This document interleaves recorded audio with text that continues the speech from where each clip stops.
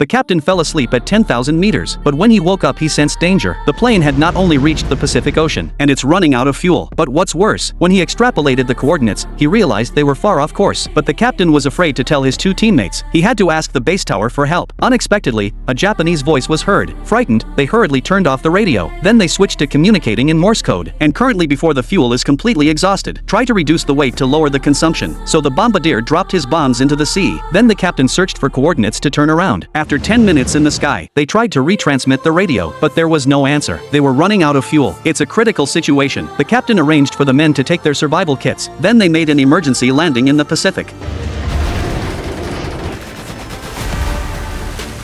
The plane successfully landed on the surface of the sea, but the impact caused severe damage to the cabin. The sea is pouring in. The captain didn't dare to delay and escaped immediately. He stood on the wing and opened the life raft, but Will's seatbelt was stuck. No matter how hard he tried, he couldn't get it off. Soon he and the plane sank into the water. When the captain reacted, he realized the plane was gone. Luckily, Will was able to free himself before he suffocated, but before they could get to their life packs, the plane sank quickly. Just after swimming to the surface, the life raft was toppled by the captain. They worked together to flip the raft over. The space was too small. They lay down horizontally and squeezed together, but they could never have imagined will experience a life worse than death. The sea is very cold at night, coupled with their soaked clothes. The three men were shivering, and all they could do was hug their arms for warmth. Despite the fact that they were in a life and death situation, Will and Mike slept through the night. They even played a game. They were optimistic that a rescue team would come for them. The captain, however, stayed up all night looking out to sea, afraid of missing any chance to call for help. However, just when they were about to despair, Mike suddenly saw a small black dot. As the black dot got bigger and bigger, they realized it was one of their own. The guys were so excited, they thought they could finally be saved, so they were waving their clothes around and shouting at the top of their lungs, trying to get the plane's attention. But the next moment, not only did the plane not notice them, it turned around and left. They watched the plane go further and further away in despair. They then realized that without food and water, how to survive in the Pacific Ocean. It became a big problem again. After the captain calmed down a bit, he arranged for an inventory of all the supplies. There was a pistol, 2 magazines, and a knife, and a 25-foot-long nylon rope. The rest was inedible. And what's worse, the life raft was made in 1937, and so they starved themselves into the night. In the middle of the ocean, they drifted aimlessly. By now, the captain was thirsty, so he took his shoe and got a glass of homemade beer.